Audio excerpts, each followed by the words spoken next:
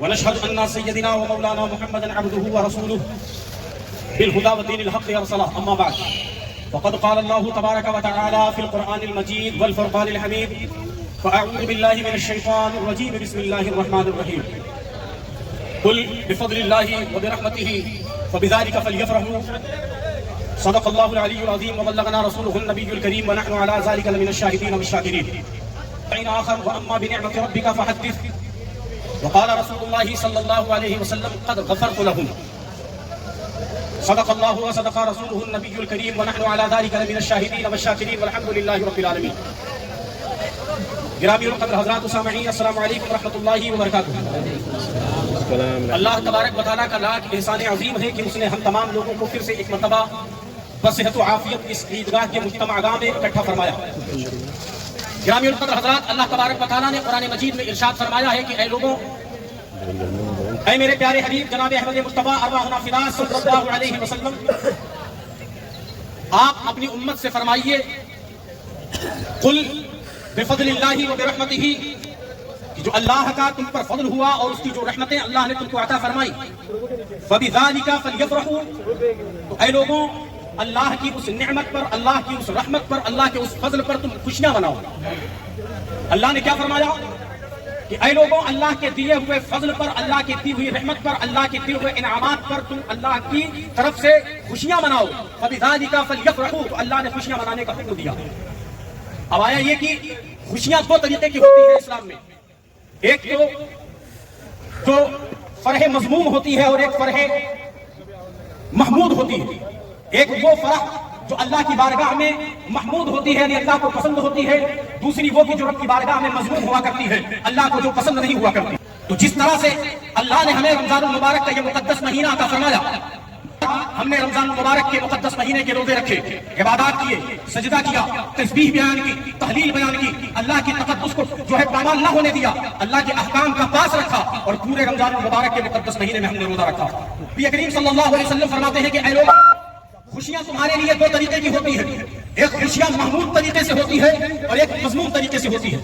عین اس طریقے سے کہ جس طرح اگر کسی کے گھر میں لڑکا پیدا ہو، اور لڑکا پیدا ہونے کے بعد اگر اللہ کی دی ہوئی اس نعمت پر وہ اللہ کا بندہ خوشی منائے، اور خوشی کا اظہار یہ ہو کہ شراب کی بوتل کھول دے، خوشی کا اظہار یہ ہو کہ وہاں پر رقص و سرور کی محفلیں گرما کرے، چاروں طرف قریانیت کا بازار گرم کر دے، تو اللہ تبارک و تعالیٰ فرماتا ہے کہ وہ جو نعمت اللہ نے تم کو عطا فرمائی تھی اس کو تم نے حرام کر ڈالا. اللہ فرماتا ہے کہ اے لوگوں، جو میں نے تم کو رحمت عطا فرمائی تھی، جو فضل کیا تھا تم پر، اس کو تم نے ناجائز کر ڈالا اپنے ہاتھوں سے. لیکن اللہ نے یہ فرمایا کہ اے لوگوں، خوشیاں محمود والی پر مناؤ، خوشیاں محمود طریقے پر مناؤ. مثال اللہ کے رسول علیہ الصلوۃ والسلام نے فرماتے ہیں کہ اے لوگوں، آج کا جو دن ہے یہ یوم عید الفطر اس طرح سے منایا جاتا ہے کہ اس کو یوم تقسیم انعامات بھی کہا جاتا ہے. اس کو یوم تقسیم انعامات بھی کہا جاتا ہے. مطلب یہ کہ آج کے دن اللہ تعالیٰ اپنے فرشتوں میں اپنے بندے کے بارے میں کہہ رہا ہوتا ہے: اے فرشتوں سنو، یہ جب کوئی مزدور کسی مالک کے گھر میں دہاڑی کر رہا ہوتا ہے، اگر کوئی ورکر اپنے کسی مالک کے گھر میں کوئی مزدوری کر رہا ہوتا ہے، تو اس کی ذمہ داری کیا بنتی ہے کہ جب دہاڑی مکمل ہو جائے تو اس کے ساتھ کیا کرنا چاہیے؟ ما جزاء اجر، اس کے ساتھ کیا جزا دینا چاہیے؟ تو فرشتے کہتے ہیں: اے اللہ، بے شک اگر کوئی مزدور کسی مالک کے گھر میں دہاڑی کرے، اگر کوئی غریب کوئی ورکر کسی کے گھر میں جا کر مزدوری کرے، تو اس کا مالک پر یہ حق بنتا ہے کہ اس کی مزدوری مکمل ہونے کے بعد شام کو پسینہ سوکھنے سے پہلے اس کی دہاڑی ادا کرنی چاہیے. تو اللہ فرماتا ہے: فرشتوں گواہ رہو، قد غفرت لہم. یہ آئے ہوئے جتنے بھی بندے یہاں پر آج سر کو سجدے میں رکھیں گے، رب تبارک و تعالیٰ فرماتا ہے رمضان میں جتنی بھی عبادتیں کی ہیں اللہ تعالیٰ ان کی عبادتوں کو قبول فرما لے گا اور ان کو اس کا بدلہ عطا فرما دے گا. یہ اللہ تعالیٰ کے رسول صلی اللہ علیہ وسلم فرماتے ہیں کہ آج بندے کو اجرت دینے کا دن ہے.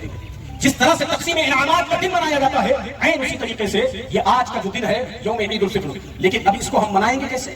آج کا ماحول ایسا ہے، ایسا پراگندہ ماحول کر دیا ہے کہ لوگوں نے خوشی منانے کا طریقہ کچھ اور ہی سمجھ رکھا ہے. مطلب یہ کہ رقص و سرور کی محفل گرم کریں گے. وہ 30 دن جس میں تقویٰ حاصل کیا، جس میں طہارت حاصل کی، جس میں عبادات بدنیہ و جسمیہ سے اللہ کے قرب کو حاصل کیا، اور پھر اللہ تبارک و تعالیٰ کے برگزیدہ بننے کی کوشش کی. اللہ نے اس کے دل کو صاف کیا اور قرآن مقدس کی تلاوت کیا، تسبیح پڑھی، اللہ کی تاکید کی بیان کیا، اللہ کی طہارت بیان کی، اللہ کی बड़ाई बोला और 30 दिन मुकम्मल हो जाने के बाद हजरात अब ये देखिए 30 दिन मुकम्मल हो गए।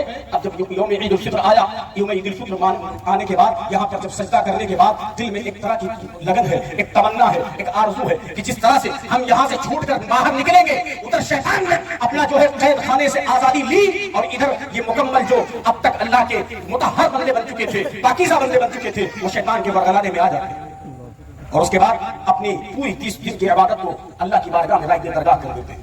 मतलब ये कि फिर रसूल सुरूर की महफिल, लोग आमतौर पर थिएटर जाते हैं, सिनेमा पिक्चर देखते हैं। अल्लाह के रसूल सल्लल्लाहु अलैहि वसल्लम ने फरमाया ये उरियानियत, ये नंगापन, ये आंखों का ज़िना है, ये आंखों का ज़िना है। और कुरान कहता है ला तक़रबुज़ ज़िना, ऐ लोगों ज़िना के करीब भी मत जाओ।